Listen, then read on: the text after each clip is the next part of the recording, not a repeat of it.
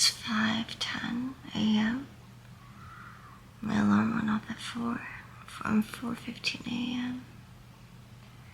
So I spent an hour gradually waking up. And I have a meeting in 15 minutes. Welcome to a day in the life of a program manager, or I should say, to a morning of a program manager. I thought I would share a glimpse into what a typical day looks like, especially with early morning meetings, where I like to start my morning with a intake of cold morning, calm air. Then I'll head back inside to take care of the most important tasks of taking care of my dependents. This is my cat, Roosevelt, and I adopted him less than 2 months ago, and I think he's warming up to me. Once he's eating, I head back and turn on my computer and sign in. And as I wait for the programs to load, I head back to the kitchen to start my ritual, my morning ritual of brewing coffee. Even though I'm not a big coffee drinker, I like to make 1 cup of coffee that lasts me all day. And just the ritual of making coffee in the morning helps me structure my day and start my morning with focus. Nothing smells as good as morning brewed coffee anyway. And the drip sound is also very consoling and comforting. My go-to creamer, I like to drink my coffee pretty sweet, but not too sweet, is hazelnut creamer. It's been my go-to for 20 plus years. And I make sure to also add a little bit of a spice that really livens up the flavor. Yes, that's cinnamon.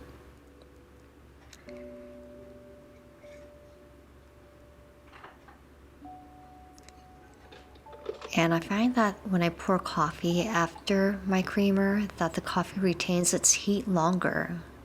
I used to pour the coffee first and creamer on top, and I found that it makes the coffee more lukewarm. So that's something I just discovered many, many years ago. And I'm always looking at the clock and making sure that I have enough time to slowly and gradually ease into my morning, but always ready for the meeting. Just gotta make sure to stir my coffee and make sure that the flavor is just right. And when it is, I grab the lid and pop it on, and I'll be ready to go. And now that I have my morning concoction in my hand and I take a sip, I feel good enough to start the day. It's going to start anyway. So I'm speeding this part up because it takes some time for the programs to load, despite having high-speed internet and a high-performance laptop or workstation. I think sometimes I just have too many programs open, but I'm almost ready.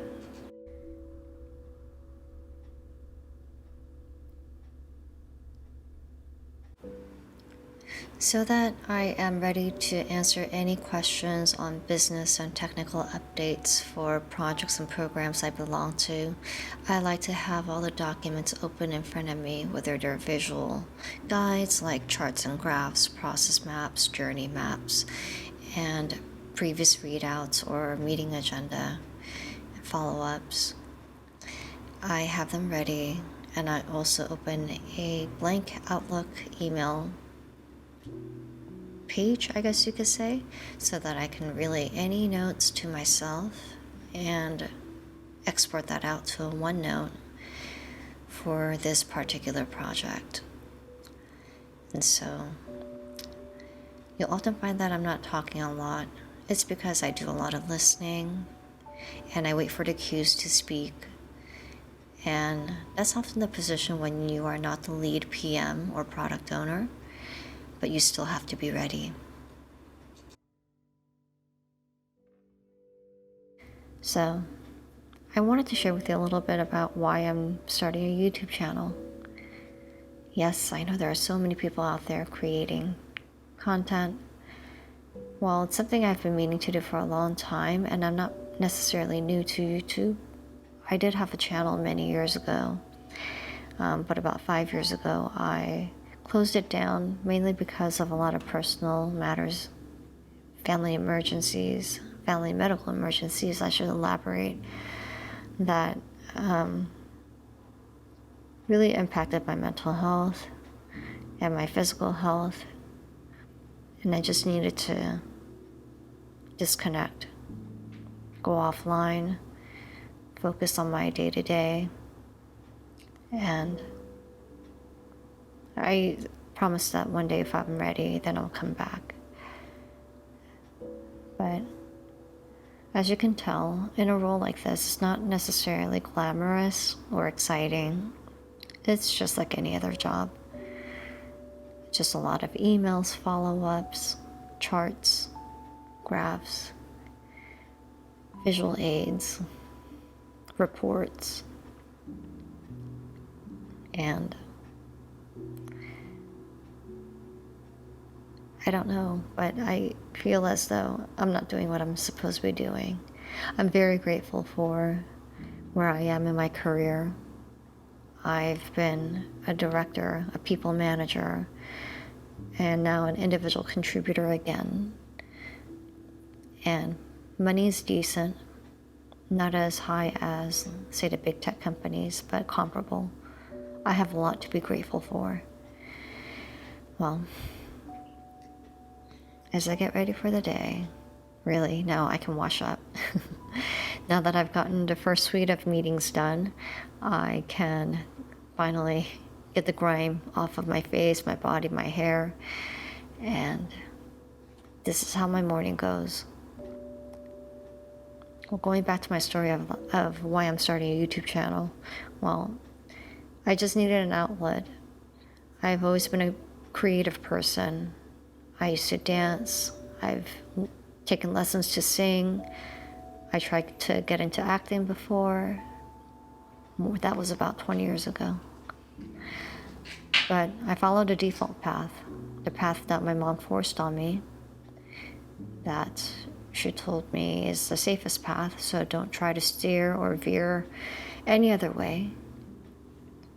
And I like to consider myself a perfect byproduct of exactly what she wanted.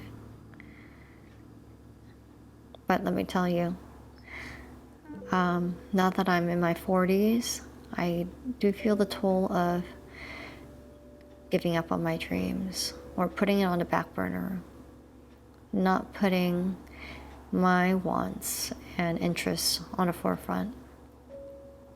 I've gotten pretty good at what I do. I wouldn't say I am the top performer.